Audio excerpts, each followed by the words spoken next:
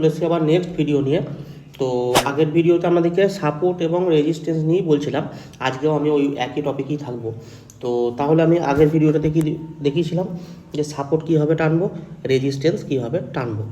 তো আমি আরেকবার ছোট্ট করে রিভাইজ করে নিই। ধরুন এই একটা আমার ডাউন ট্রেন নেমে ওপরে একটা আপ ট্রেন উঠলো, মানে এই জায়গাটা, মানে এই জায়গাটা কি আমার একটা বাউন্স ব্রেক করলো। বাউন্স ব্রেক মানে এটা বায়ার এরিয়া। সাপোর্ট আপনাদেরকে দেখিয়েছিলাম আগের ভিডিওতে, এটা বায়ার এরিয়া। তো এটা হচ্ছে আমার সাপোর্ট। সেম হচ্ছে আমার এর বিপরীত যেটা হচ্ছে সেটা হচ্ছে আমার রেজিস্ট্যান্স। ওটা কীরকম, একটা ডাউন ট্রেন নামলো, এটা একটা উঠলো, আবার একটা ডাউন ট্রেন নামলো। এই যে এটা যে রেজিস্ট্যান্স বলেছিলাম, মানে এটা কি রেজিস্ট, এটা শর্ট ফর্মে যদি আমি রেজিস্ট বলি, রেজিস্টকে কি বলা হয়, বাধা পেলো। মানে রেজিস্ট মানে হচ্ছে বাধা পেয়েছে কোনো এক জায়গা, মানে আমার ট্রেনটা উঠছিল এখান থেকে, এখানে বাধা পেয়েছে। আশা করি বোঝা গেল। এখানে বাধা পাওয়ার পর আবার মার্কেট নিচের দিকে এলো, তাহলে এটা কিসের এরিয়া, এটা সেলার এরিয়া। নিচেরটা বায়ার এরিয়া, উপরটা সেলার এরিয়া, এটা আমি বলেছিলাম। আচ্ছা, আজকে আমি এরপর চলে আসি মেন টপিকে, যে আচ্ছা আমি যে সাপোর্ট রেজিস্ট্যান্স গ্রো করব, এর জন্য আপনাদেরকে একটা আগের ভিডিও দিয়েছিলাম। আমি টাইম ফ্রেমে যখন আপনাকে বলছিলাম যে আমি 5 মিনিটে যাই, 2 মিনিটে যাই, 3 মিনিটে যাই, আপনারা নিশ্চয়ই দেখেছেন। তো সেম জিনিস আপনি তাহলে কত মিনিট টাইম ফ্রেমে এই সাপোর্ট বা রেজিস্ট্যান্স ড্র করবেন, এটা একটা ব্যাপার আছে। আমি বলি, আমি যেহেতু এখন আছি আপনাদের ইন্টারডে, যেটা আপনাদেরকে বলেইছিলাম, ইন্টারডেতে আমরা আছি। ইন্টারডের আবার যেটা মেন ব্যাপার আছে সেটা হচ্ছে, আমি কিন্তু আপনাদেরকে বলেইছিলাম যে ট্রেডিংয়ের দুটো ভাগ, একটা ইন্টারডে, একটা সুইং। আমি আছি এখন ইন্টারডে, তাহলে ইন্টারডে এটা নিয়ে কথা বলি। আপনারা যদি ইন্টারডে করেন, সেক্ষেত্রে আপনারা যেটা চার্ট রেডি করবেন, মানে সাপোর্ট রেজিস্ট্যান্স ড্র করবেন, সেটা 30 মিনিট টাইম ফ্রেমে। আশা করি বোঝাতে পারলাম। ইন্টারডে যদি করি, আপনি চার্টটা, মানে এক কথায় সাপোর্ট এবং রেজিস্ট্যান্স ড্র করবেন 30 মিনিট টাইম ফ্রেমে অ্যাপসের মাধ্যমে। আগের দিন আমি যে ভিডিওটা করেছিলাম আপনারা আশা করি দেখেছিলেন, যদি না দেখে থাকেন আরেকবার দেখবেন, স্পষ্ট হয়ে যাবে। আর যদি আমি ট্রেডিং করব, আচ্ছা আমি তো 30 মিনিট টাইম ফ্রেমে এটাকে সাপোর্ট এবং রেজিস্ট্যান্স ট্রেনে নিয়েছি, এরপর ট্রেডিং করব। ট্রেডিং মানে আমি এরপর যখন 9:15 আমার ওপেন হলো, আমি এরপর ট্রেডিং করব, স্টার্ট করব। সেটা কত, সেটা হচ্ছে 15 মিনিট টাইম ফ্রেমে করব। এবার 30 মিনিট আর 15 মিনিটের ব্যাপারটা কি, সেটা আমি পরে আসছি। হ্যাঁ, তো আপনি এইটুকু জেনে রাখবেন, আপনি এখন পর্যন্ত সাপোর্ট এবং রেজিস্ট্যান্স যে ড্র করবেন সেটা করবেন 30 মিনিটে, ট্রেডিং করবেন ইন্টারডের ক্ষেত্রে 15 মিনিট। সেম জিনিস সুইংটাও বলে রাখি। সুইংটাতে আপনি যখন সুইং ট্রেডিং করবেন, তখন আপনি এই যে সাপোর্ট রেজিস্ট্যান্স ড্র করবেন, এটা করবেন 1 ডে টাইম ফ্রেমে। দেখুন এর থেকে ছোট অনেক আছে, অনেকে করে। আমি আপনাদেরকে প্রথমেই বলেছি আমরা তো বিগিনার হলে আমাদের সব সময় দেখতে হবে ক্যাপিটালটাকে বাঁচিয়ে রাখতে হবে। আমি যদি আজকেই হেরে গেলাম, কালকে এমনি ট্রেড করতে পারবো, তার থেকে আমি যদি ক্যাপিটালটা বাঁচিয়ে রাখতে পারি, তাহলে আমি দীর্ঘদিন থাকতে পারবো মার্কেটে, শিখতেও পারবো। সব থেকে মেন ব্যাপার হচ্ছে শিখতে পারবো।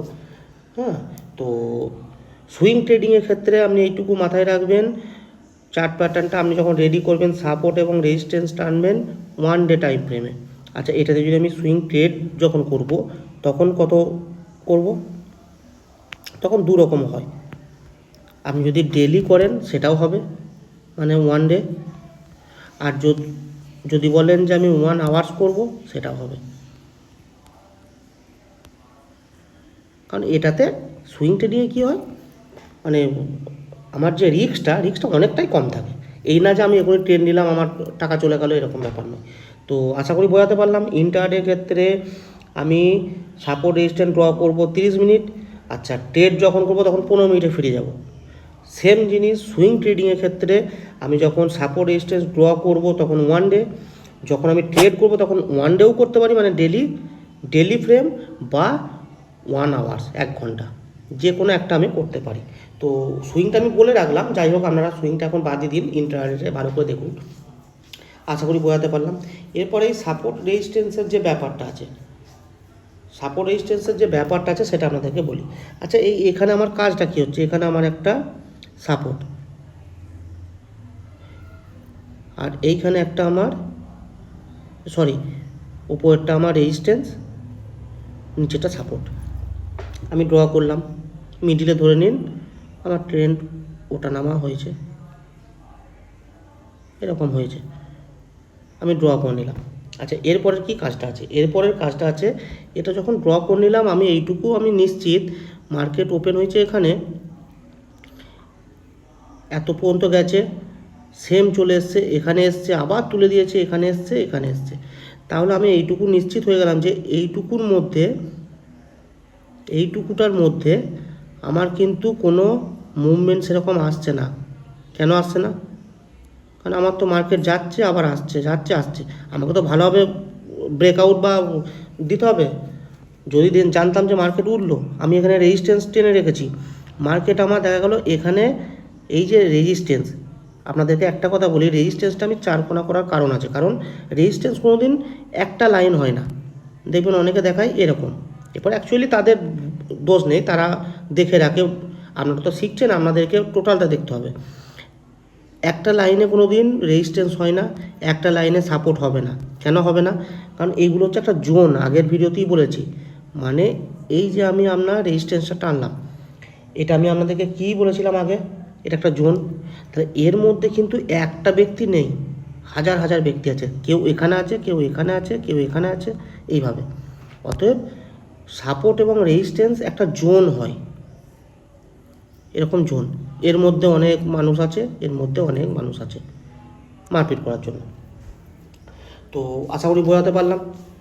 এরপরে দেখা গেল যে আপনার দুটো জোনের মধ্যে আমার এখানে একটা ক্যান্ডেলস্টিকটা, আমি আসবো তখন বুঝে নেবেন, একটা ব্রেকআউটের ব্যাপার যখন থাকবে, আমি নিশ্চিত যে এর থেকে মার্কেট উপরে যাবে। আবার এর থেকেও যখন এই দিকে যখন সেম একটা আসবে, একে ব্রেক করবে, আমি নিশ্চিত মার্কেট ফল করবে। বোঝাতে পারলাম?